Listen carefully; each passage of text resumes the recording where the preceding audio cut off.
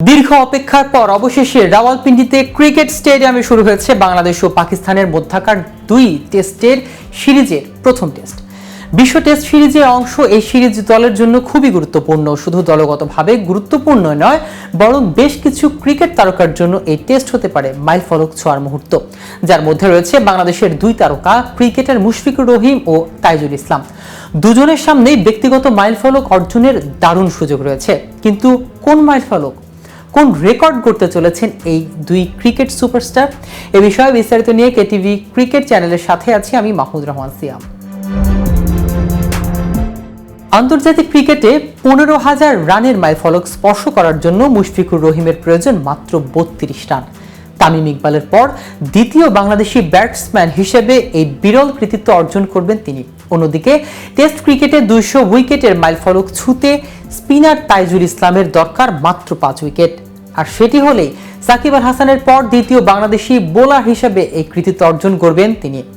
বাংলাদেশ দলের অধিনায়ক নাজমুল হোসেন শান্ত পাকিস্তানের বিপক্ষে বাংলাদেশের বাজে রেকর্ডের পরে দলের শক্তি ও ভারসাম্য নিয়ে বেশ আত্মবিশ্বাসী। তিনি বলেন, আমি মনে করি পাকিস্তানের বিপক্ষে অতীত পরিসংখ্যান কেবল একটি রেকর্ড বদলাতেই পারে।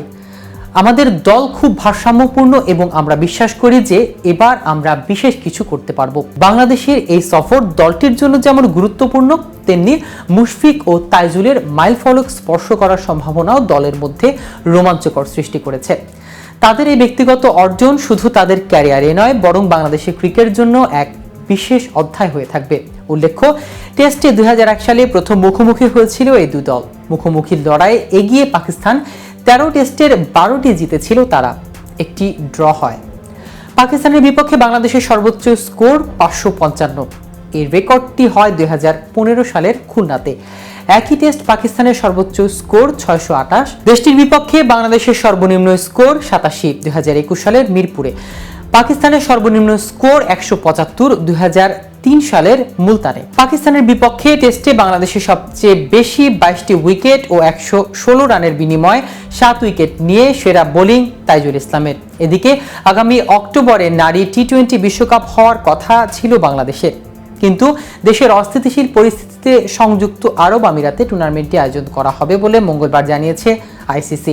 এক বোর্ড সভায় এই সিদ্ধান্ত নিয়েছে বিশ্ব ক্রিকেটের নিয়ন্ত্রিত সংস্থাটি। আগামী 3-20 অক্টোবর টি-20 বিশ্বকাপ অনুষ্ঠিত হওয়ার কথা রয়েছে। এর আগে আইসিসি বাংলাদেশ থেকে টুর্নামেন্টটি সরিয়ে নেওয়ার তোড়জোড় শুরু করার পর 20 আগস্ট পর্যন্ত সময় চেয়েছিল বিসিবি।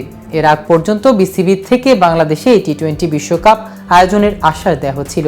তো ভিউয়ার্স, ভিডিওটি সম্পর্কে আপনাদের কোনো মতামত থাকলে আমাদের জানাতে পারেন কমেন্ট করে। সাথে সাথে নিয়মিত ক্রিকেট আপডেট ও ইনফরমেটিভ ভিডিও পেতে কেটিভি ক্রিকেটের সাথেই থাকুন। ধন্যবাদ সবাইকে।